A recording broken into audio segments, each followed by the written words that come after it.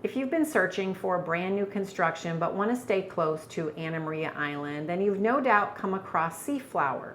Today I'll tell you what makes it different and a few things that buyers should know before they make that decision. I'm Cathy Palmer, a local real estate agent here in the Sarasota Manatee area, and let's get into it. First, I want to talk about the location. So it is in West Bradenton, and it's about 4 miles out to our beaches. I actually tracked it the other day while I was driving, so I'll give you kind of a time lapse there to see how long it does take.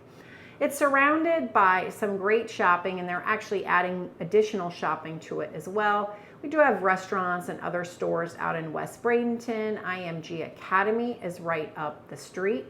Also have plenty of golfing if you're a golfer. Not terribly far from the airport, and then of course it is close to the beach, as I mentioned, and everything that the beach has to offer, as well as some different nature preserves such as Robinson Preserve up in Northwest Bradenton. The vision for this master plan community is that they want to make it a very walkable community and also have some shopping and lots of amenities in the neighborhood. It's also going to be golf cart friendly. It's a mix of different styles of home as well as commercial spaces and then lots of nature as well. SeaFlower has 5 different builders in the community and also a variety of property styles. And I'll get into the individual builders in their own videos. But for now, let's just talk about them as a whole. And let's start with MI Homes. They're doing the townhomes and the villas in the community, and those are starting in like the low 400s right now. For our single family home builders, let's start with Cardell, David Weekley, and Pulte.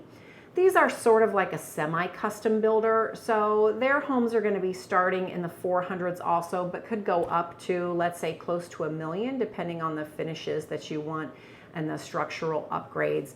And then the high-end luxury builder is going to be Issa Homes, and those lots and those builds are starting around $1 million.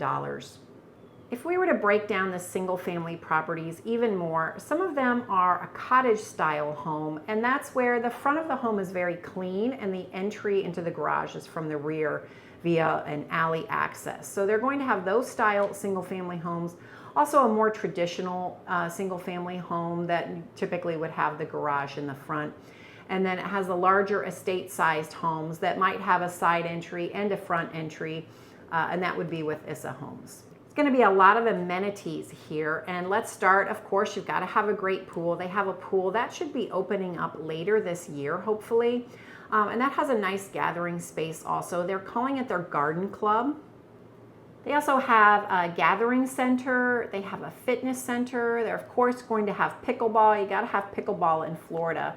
But they're also going to have an amphitheater and an event lawn, so that's exciting. They'll be bringing some nice events there that the residents can enjoy. So I think it's going to be a really exciting community as far as community involvement and events. If you're looking for that social life, I think that you could definitely find it at SeaFlower. Another thing that's great is the commercial space that's going to be in front of this community. So right now they're in phase 1 of SeaFlower, and that's going to be at the corner of Cortez and 75th Street. And right now the building is occurring in the southwest corner of that. Also in the southwest corner, they are starting a Publix. It's going to be a large Publix, a 2-story Publix. That's hopefully opening by the end of 2026 also. And right now, that's the priority for the commercial spaces. There are some other out parcels right now that already have some other dining and restaurants and shopping that are slated for that, but Publix is the priority as of now, from what I understand. Let's first start with, who is this neighborhood not for? So anybody who likes a large lot, likes some acreage, maybe doesn't like an HOA very much, and likes really mature landscaping is probably going to want to pass on SeaFlower. But now let's talk about who this is a great community for. And I want to start with, I think it's a really great community if you have a second home.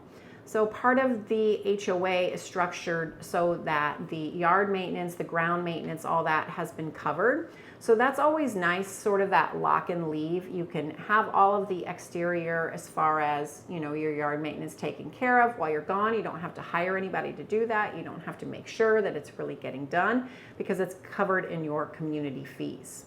I think we're also probably seeing quite a few people that are already in the West Bradenton area that are relocating here because it really is filling a void of new construction. So maybe they were in an older home, just love the area, and so they are moving into a newer community from their old established community. It's also a great option for people who want new construction, especially maybe if they're looking in Parrish or if they're looking in Lakewood Ranch, but they really want to be closer to the beach. So while we don't have as many new construction communities out this way, we do have a few, and this one's great because of the variety of properties that are available. It's also great for beach lovers. You can be much more spontaneous with your trips, not only out to the beach, but to what the barrier islands have to offer. Since you're just a few miles away, it could just be a quick breakfast or a lunch, or maybe you want to stop by the market at Coquina Beach. It can be much more spontaneous and less of a planned event since you're living so close. This is also going to be a great community for people that really know what they want and they want to be able to choose it. So there's still lots available. You can pick your own lot. You can put the house that you want on it. You can have the finishes that you'd like on it. And that even is for the townhomes and the villas. There's even some personalization that you can do with those, whereas a lot of builders, it's kind of a lot more cookie cutter, kind of what you see is what you get. So I think that there are a lot of design choices that you can make here in SeaFlower. Now I want to talk about some of the fees that you're going to have by living in a community like this. So the first I want to talk about is this is part of the Lake Flores Community Development District, or a CDD if you've heard of that. That's a fee that's paid on your yearly tax bill, and it depends on the size of the lot in the SeaFlower development, but the fees yearly are between $1,500 and about $2,100, just depending on the property that you're in. That fee covers some of the infrastructure, also street lights. It has to do with the stormwater management, the wetlands, kind of more of the land itself. We also have some HOA fees, and that varies also depending on the property, but let's just say about $300 a month to cover the HOA for the single family homes and the townhomes and villas. The townhomes and villas are a little bit more, but let's just say roughly about $300 per month. Your homeowners association fee covers not only all of the amenities, also covers the ground maintenance that I referred to earlier, and then it also comes with internet. There are also a couple contributions that need to be made totaling about $2,000. One is for the amenity fund and one is a capital contribution to the community.